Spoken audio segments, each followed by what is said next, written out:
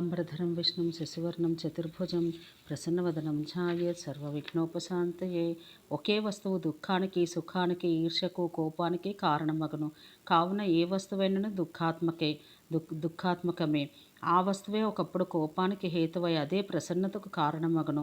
కావున కేవలం దుఃఖాత్మకము, కేవలం సుఖాత్మకము అయిన వస్తువు లేనే లేదు. సుఖదుఖాది లక్షణమైన ఈ పరిణామం కేవలం మానసికము. బ్రహ్మజ్ఞానం ఒక్కటియే జ్ఞానము. లౌకికమైన జ్ఞానం బంధానికి, బ్రహ్మజ్ఞానము ముక్తికి కారణమగును. ఈ ప్రపంచ వ్యవహారం తెలివి వల్లనే జరుగును, కానీ దీనికి ఏమీ అంటదు. విద్య అవిద్య అనే వాణ్ణి బ్రహ్మజ్ఞానం లౌకిక జ్ఞానంగా గ్రహింపవలెను. మోక్ష విషయకమైన జ్ఞానమే జ్ఞానమని, తదన్య విషయకమైన తెలివి విజ్ఞానమని అమరుడు చెప్పెను.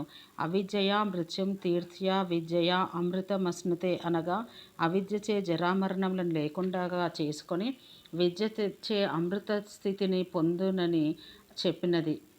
ఔపనిషదమైన లభించు జ్ఞానము బ్రహ్మజ్ఞానమగును.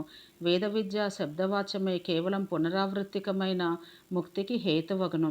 తక్కిన వేదాంగాది విద్యలు తదుపరి కర్మానుష్ఠానము అవిద్యగా పేర్కొనబడి స్వర్గాది భోగమాత్ర సాధనములగును. వీనిచే చిత్తశుద్ధి వడసి పునరావృత్తి సహితములైన పుణ్యలోక భోగములను పొందవచ్చును. కేవలం విద్య వల్లే మోక్షస్థితి కలుగును. ఈ విధంగా నాచే భూమండలము, సమస్త పాతాళములో, నరకములో మీకు చెప్పబడినవి. సముద్రము, పర్వతంలో, ద్వీపంలో, నదులు సంక్షేపంగా చెప్పబడినవి. ఇంకేమి వినగోరుచున్నారు అని అడగగా, భూర్భువస్సువరాది వర్ణనము. ఓ లోమహర్షణ, నీవు సర్వము మాకు తెలిపితివి. భువర్లోకము మొదలగు లోకములను గ్రహ సంస్థానము అను వాని ప్రమాణం తెలుపుము అని మునిజనులు అడగా లోమహర్షణుడు ఇట్లనెను. సూర్యచంద్రుల కిరణ ప్రసారం కల ఆ సముద్ర శైల పరివృతమైన పృథ్వీ మండలం భూమి యొక్క విస్తారం ఎంతో దానికి మీద ఉన్న అంతరిక్ష విస్తారము అంతే. భూమికి 1,00,000 యోజనములలో సౌరమండలం ఉన్నది. దానికి 1,00,000 యోజనములలో చంద్రమండలం ఉన్నది. దానికి 1,00,000 యోజనముల మీద నక్షత్ర మండలం ఉన్నది. ఆ నక్షత్ర మండలానికి 2,00,000 యోజనములలో ఉత్తరమున బుధుడు కలడు. అతని కంటే దూరంలో శుక్రుడు, అంతే దూరంలో అంగారకుడు కలరు. అక్కడకు 2,00,000 యోజనముల దూరంలో బృహస్పతి, అటుకు 2,00,000 యోజనములలో శని, ఆ మీద 1,00,000 యోజనములలో సప్తర్షి మండలము, దానికి 1,00,000 యోజనములలో జ్యోతిశ్చక్రమునకెల్లా కేంద్రస్థానమైన ధ్రువమండలము ఉన్నవి. ఈ అంతరిక్షలోకము జ్యోతిర్మండలము. ఇది యజ్ఞఫలమునకు స్థానము. ఇజ్జ ఇందు ప్రతిష్ఠితమై ఉన్నది. క్షిప్రం హి మానుషే లోకే సిద్ధిర్భవతి కర్మజ. మనుష్యలోకమున కర్మ ఫలసిద్ధి వేగంగా కలుగును అని శృతులు చెబుతున్నవి. ధ్రువలోకమునకు మీద 1,00,00,000 యోజనములలో కల్పాంత జీవులు నివసించు మహర్లోకమున్నది. దానిపై 2,00,00,000 యోజనములలో జనోలోకముంది. అది బ్రహ్మ మానసపుత్రులో నిర్మల చిత్తులో అయిన సనక సనందాదులు ఉండడి స్థానం. జనోలోకమునకు పైన 8,00,00,000 యోజనములలో తపోలోకమున్నది. అచట వైరాజులు అను దేహరహితులైన దేవతలు నివసింతురు. తపోలోకమునకు పైన 6 యోజనములలో సత్యలోకం విరాజిల్లుతున్నది. అచట సిద్ధాది మునులుందురు. అది అపునర్మారకము, తిరిగి మరణధర్మం లేని పుణ్యలోకము, బ్రహ్మలోకము.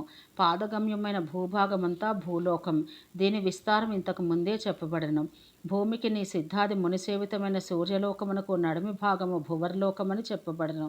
ఇది 2వ లోకం. సూర్యునికి ధ్రువునకు నడుముగల చతుర్దశ నియత పరిణామమైన లోకం స్వర్లోకం. ఈ 3 లోకములకు కృతకములు అను పేరు కలదు. ఆ మీద జన తపస్సత్యలోకములు 3ను అకృతములు అనబడను. కృతక అకృతములు నడిమి భాగం మహర్లోకం. దీనికి కృతకాకృతమని పేరు. ఇది కల్పాంతమందు శూన్యమగును కానీ నశింపదు. బ్రాహ్మణులారా, సప్తమహాలోకములు సప్తపాతాళంలో నాచే చెప్పబడినవి. ఇది బ్రహ్మాండం యొక్క విస్తృతి. అండకటాహంతో కింద మీద నడుమ వ్యాపించి వెలగపండు విత్తనం వలె ఉండనిది బ్రహ్మాండం. దీనికి 10 రెట్లు విరువగల ఉదకము వహనిచే ఆవరించబడి ఉన్నది.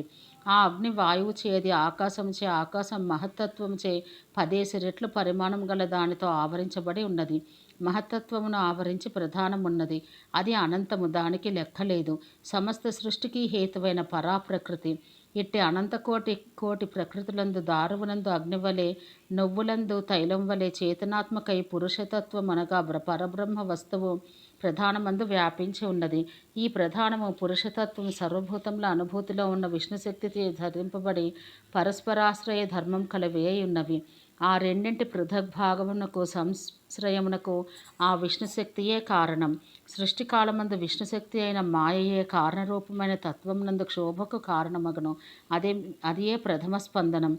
ఈ శక్తి వాయువు నీటి బిందువుల అందలి చెలవును భరించినట్టు ప్రధాన పురుషార్థకమై ఈ జగత్తును భరించును.